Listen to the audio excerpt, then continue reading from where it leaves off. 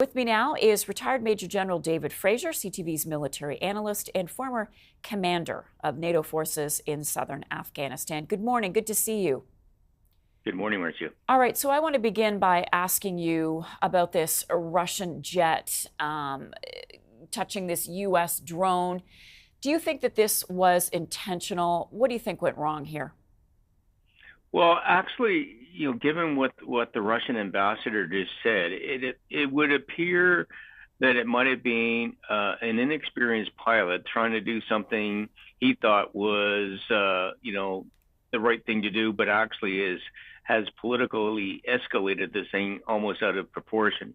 So, for the Russians to actually, talk about, restraint and not escalating things, with this tit for tat type of activity that goes on all the time, normally they would have come out, adamantly saying that they didn't do it, was U.S. No, the Russians have actually come out and said something else, which indicates that this was an isolated incident. The Russians don't want to escalate it, and there's probably a pilot right now that's standing in front of somebody getting quite a bollocking. Huh. So what happens to that drone? Do you think it will ever be recovered? And what information would that U.S. drone have? Well, we were told that the Americans were very quick to wipe any information off the hard drives or any of the systems that were on board. But the systems, the hardware that the drone was itself, is still an intelligence asset that the Russians will probably want to go after and try to pick up and find out what other systems are on board. And at the same time, the Americans are going to probably want to get that too.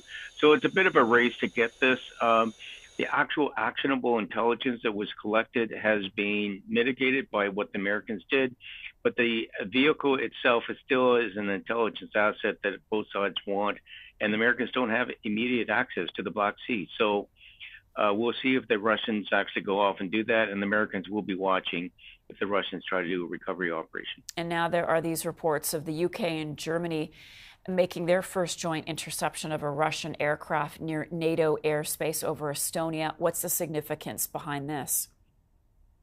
Well, again, for the Russian aircraft to lose communications is just, again, escalated this. Everybody is on heightened alert. I mean, NATO has, increased its air patrols, increased its military presence and its readiness. And what we're seeing now is, a lot more of these incidents. And again, for the politicians, accidents could actually lead to political consequences and an escalation.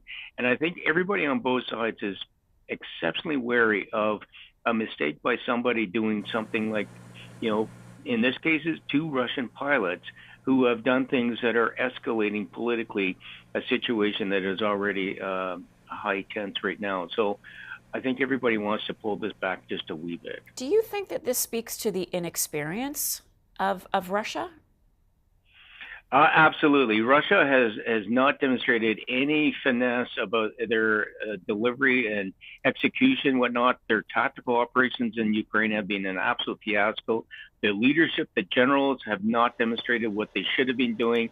The professionalism of the pilots that we've seen so far, they are nowhere near what the West is. I mean, they just don't fly enough hours. They just don't have enough training or experience.